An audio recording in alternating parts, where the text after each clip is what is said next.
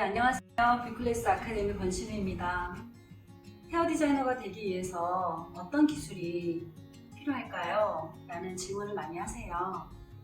헤어 디자이너가 되기 위해서 필요한 기술은 가장 기본적인 기술은 샴푸 기술이겠죠. 고객이 들어왔을 때에 가장 먼저 받는 서비스가 샴푸이기 때문에 샴푸 기술이고요. 그리고 펌 기술이 있겠죠. 염색, 커트. 주요 기술은 그 네 가지로 일단 보면 됩니다. 그 외에 물론 클리닉도 있고 업스타일도 있고 스타일링도 굉장히 중요하기는 해요. 하지만 전문적인 교육을 받아야 하는 기술은 그 네 가지로 볼 수 있어요. 그럼 먼저 이제 샴푸 기술에 대해서 보면은, 샴푸는 고객이 살롱에 들어와서 가장 사실 먼저 받는 서비스이기도 하고, 그다음에 만족도 체크가 굉장히 빠르고 고객의 피드백이 바로 느껴지는 게 샴푸 테크닉입니다. 그래서 고객이 샴푸를 할 때에 그 샴푸가 할 때에 그 느끼는 그 청량감이라든가 그런 것들은 고객이 평소에 받는 스트레스 해소라든가 그런 어떤 쉼이라는 그런 서비스하고 연결되어 있기 때문에 만족도 면에서는 샴푸 서비스가 아주 중요하다고 생각해요. 특히 샴푸 교육을 받을 때에 헤드스파 테크닉까지 같이 그 교육을 받는다면 좀 더 샴푸에 대한 전문성이 좀 뛰어나겠죠. 그리고 또 얘기하자면 이제 그 다음에 펌이겠죠. 펌 기술은 굉장히 다양합니다. 특히 펌 기술은 가발로 교육을 받을 수 없는 기술이기도 해요. 모질에 따라서 굉장히 약액 쓰는 것이 다르고요. 그리고 어떤 면에서는 모질 파악이 정확하게 되지 않으면 그 펌 기술은 정확하게 발휘하기가 어렵습니다. 우리가 모질을 놓고 볼 때 건강모와 손상모도 있고, 또 가는 모발과 굵은 모발, 또 곱슬 모발, 또 펌 웨이브 모발, 모발별로 펌의 와인딩이라든가 아니면 로트와 그다음에 연화 방법, 다양한 그 펌의 테크닉 방식이 다를 수 있어서 인턴 기간에 가장 많이 오랫동안 배워야 하는 게 펌 테크닉이기도 해요. 사람마다 모질이 다 다르고 커트 디자인에 따라서 웨이브도 혹은 스트레이트나 또 혹은 일반 펌과 또 열 펌이 또 나뉘어져 있고요. 펌 종류가 펌 디자인하는데 굉장히 다양하기 때문에 그 컷에 맞는 그 펌을 만들어내는 건 많은 고객을 통해서 학습이 돼야 됩니다. 그리고 숙련돼야만 가능한 일이기도 해요. 그래서 펌 교육은 전문 교육기관에서 가이드로 배울 수는 있지만 실제로 사람 머리가 다 다르기 때문에 그 모질별로 펌을 하는 공부는 매장에서 인턴 생활 가운데 충분히 배울 수 있다고 생각합니다.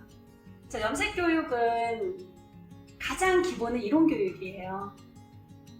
요즘은 이제 미용학교, 전문학교도 해서 컬러에 대해서 이론 교육을 상당히 많이 하고 있고요.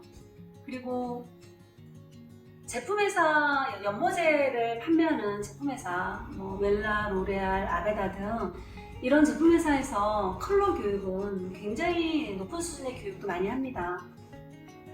하지만 교육을 아무리 많이 받아도 컬러는 이론에 대해서 명확하게 공부가 되지 않으면 좀 정확하게 그 발색을 하고 컬러를 내는 게 쉽지 않아요.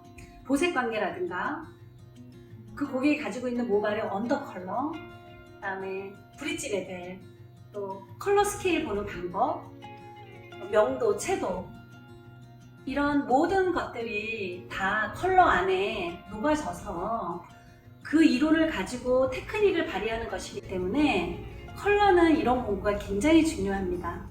제가 다녔던 런던 사순 아카데미도 보면 컬러리스트가 따로 있어요. 그만큼 그 컬러를 디자인하는 다양한 요소들이 복잡하기 때문에 컬러 전문가들이 컬러를 합니다. 해외에서는 살롱에서 컬러 전문가가 있는 살롱들이 이제 보편적이에요. 그런데 우리나라는 아직 컬러 전문가가 있는 미용실이 흔하지 않죠. 그리고 헤어 디자이너들도 내가 컬러 전문가로 헤어스타일리스트로 일을 하겠다라고 그렇게 생각하는 사람들도 많지 않은 것 같아요. 하지만 앞으로 해외 같은 경우는 이제 펌 고객보다 컬러 고객이 워낙 한 80% 이상을 차지하기 때문에 컬러리스트가 굉장히 중요한 역할을 했죠. 근데 우리나라는 지금까지는 컬러보다는 이제 펌 고객이 80% 오히려 컬러 고객 한 20%였지만 최근 한 10년 사이에 혹은 7, 8년 사이에 컬러 고객 서비스 중에 컬러 고객 비율이 굉장히 높아지고 있습니다. 지금 우리가 바깥에서 길거리에서 지나가는 사람들을 봐도 염색을 안 한 사람을 보기가 찾기 어려울 정도로. 하지만 컬러는 요즘 또 혼자 셀프 염색하는 게 굉장히 많이 나와 있죠. 편하고 간단하고 쉽게. 그래서 뿌리 염색을 한다거나 아니면 원톤 컬러를 하는 거는 미용실에서 프로페셔널 서비스로 그렇게 의미가 없어요, 이제는. 앞으로 프로페셔널한 헤어 디자이너라면 적어도 투톤 이상 호일워크, 발레아주, 옹브레, 티핑, 싱글지 같은 헤링본 섹션이라든가 이런 기본적인 그런 그 컬러의 그 테크닉들을 발휘할 수 있어야만 헤어 디자이너로서 성공할 수 있다고 저는 생각합니다. 저는 개인적으로 컬러에 흥미를 많이 느끼고 컬러에 관심 있는 분들은 컬러리스트에 한번 도전해보는 걸 권해드려요. 제가 저희 아카데미 교육생들한테도 컬러 교육을 하면서 이 얘기는 꼭 합니다. 컬러가 재밌거나 컬러 공부를 좀 깊이 하고 싶은 분들은 오히려 컬러리스트라는 그 직업을 한번 생각해보고 고려해볼 필요가 있다고 생각을 해요. 그래서 그 얘기를 자주 합니다. 왜냐하면 이제 앞으로 살롱에 오는 고객들은 점점 더 굉장히 다양한 그 니즈들이 있을 거예요. 그리고 각 기술에 대해서 전문성을 많이 요구합니다. 특히 컬러리스트는 전문성이 높을수록 고객들은 그 전문가한테 컬러를 하고 싶어 하는 경향이 많이 있습니다. 그래서 컬러리스트에 대한 어떤 앞으로 직업적인 비전 상당히 저는 앞으로 높을 거라고 생각을 해요. 한번 도전해 보시죠. 자, 마지막으로 커트 기술에 대해서 말씀드리고 싶은데요. 커트 기술은 절대 이론으로 배우거나, 물론 커트 이론도 있습니다. 이론으로 배우거나 이론만으로 될 수가 없어요. 그리고 그것을 가발로 했을 때에 또 가발과 실제로 사람 머리를 커트했을 때하고는 굉장히 다른 결과를 주는 게 커트 기술이에요. 커트 테크닉은 그 사람이 갖고 있는 두상, 그다음에 눈, 코, 입, 얼굴의 크기, 그다음에 그로스 패턴, 그 사람이 표현하고 싶은 그 사람의 이미지, 이런 것들이 직업, 라이프 스타일 모든 것이 다 고려돼서 커트가 돼야 되기 때문에 기본적으로 커트 베이직은 전문 아카데미에서 훈련을 받는 게 좋습니다. 미용실에서 그 내부 교육으로 개인 디자이너한테 디자이너의 커트 기술을 배우는 건 권하지 않아요. 디자이너들은 어느 정도 숙련되면 그 기본을 발휘 잘 안 합니다. 기본 테크닉을. 숙련이 어느 정도 되면 기본 테크닉보다는 감각적으로 컷을 많이 하는 경향이 있어요. 물론 저도 미용 경력이 35년이나 돼서 현장에서는 그렇게 일을 할 때가 많이 있습니다. 그것을 자칫 그대로 배우면 내 기술을 가져가는 것이 아니라 그 가르쳐준 디자이너의 기술을 가져가는 거예요. 그런데 그것도 정확하지 않기 때문에 그런 기술을 배우기보다는 아주 기본적으로 두상의 형태, 각도, 섹션, 핸드 포지션, 바디 포지션, 그다음에 엘리베이션, 라인, 그레듀에이션, 레이어 이런 테크닉, 그다음에 쉐입까지 그 베이직을 충분히, 그러니까 헤어스타일을 디자인할 수 있는 기본 컷의 베이직은 정확하게 배워둘 필요가 있습니다. 기초죠. 이 기초가 잘 세워져야 컷을 디자인할 수 있는 능력이 생겨요. 그리고 경력이 아무리 오래됐다고 하더라도 이 기초 기술은 반복적으로 계속 재교육을 받아야 합니다. 그래야만 정확한 커트 기술을 발휘할 수가 있어요. 우리가 제품회사라든가 이런 굉장히 다양한 여러 군데서 매년마다 그 트렌드 컷을 발표하죠. 헤어쇼도 하고.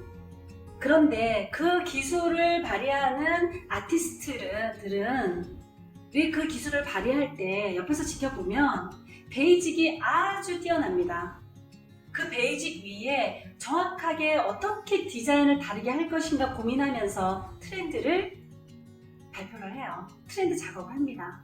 그래서 정말 그 탄탄한 기술을 가지고 헤어 디자이너가 되고 싶다면 커트는 컷을 교육을 하는 전문 교육기관에서 컷을 배우기를 권해드려요. 그리고 컷은 인턴 때부터 배우는 게 중요합니다.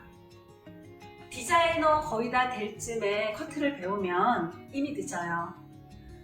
컷의 테크닉을, 이론과 다양한 테크닉을 기초를 배운 후에 그 테크닉을 가지고 많은 사람들의 머리를 잘 커트를 해주는 연습을 먼저 해야 될 필요가 있어요. 그래서 커트 교육을 하고 나면 그 컷을 배운 테크닉을, 그 컷 테크닉을 가지고 친구, 가족 혹은 봉사활동을 한다든가 그런 걸 통해서 많은 다양한 사람들의 그 머리를 한번 자주 할 수 있는 기회를 가지는 게 좀 필요합니다. 그리고 나서 헤어 디자이너가 된다면 신입 디자이너가 돼서도 고객을 만날 때에 전문가적인 기술을 발휘할 수가 있습니다. 저희 아카데미에서도 커트 교육은 14개월 코스에서 커트 교육은 3개월밖에 하지 않아요. 아주 베이직 커트 교육을 하는데 그 테크닉 18가지 테크닉을 가발 교육을 먼저 하고 나서 나머지 9개월은 계속 고객을 사람들한테 실습할 수 있도록 계속 훈련을 합니다. 실습하는 훈련을. 그래서 고객이 가지고 있는 다양한 이미지들, 그다음에 고객의 니즈들을 충분히 파악을 하고, 그다음에 가장 잘 어울리는 길이가 어디인지, 그 사람의 얼굴을 향해서 앞머리 길이가 어디가 가장 그 사람한테 최적인지, 이런 것들을 계속 인턴 기간 동안에 훈련을 좀 하고 나면 신입 디자이너 돼서 당황하거나 실패하거나 실수하는 일이 지극히 적어요. 신입 디자이너 되면 누구나 다 당황하죠. 그리고 실패를 많이 합니다. 고객은 다음번에 오면 더 좋아지겠지? 그렇게 생각하지 않아요. 한 번 와서 만족도가 떨어지면 더 이상 나한테 오지 않습니다. 그래서 디자이너가 되기 전에 많은 사람들의 머리를 해보고 많은 사람들과 그 고객의 니즈를 파악하는 그 상담 훈련이 된다면 성공적으로 디자이너에 진입할 수 있다고 저는 생각합니다. 자, 오늘은 헤어 디자이너가 되는데 가장 중요한 기술이 무엇인지 그것에 대해서 설명을 드렸어요. 이제 미용을 막 시작하는 분들이 혹은 현재 살롱에서 인터넷에 일하고 계시는 분들한테 많은 좋은 정보와 도움이 되었으면 좋겠습니다. 감사합니다.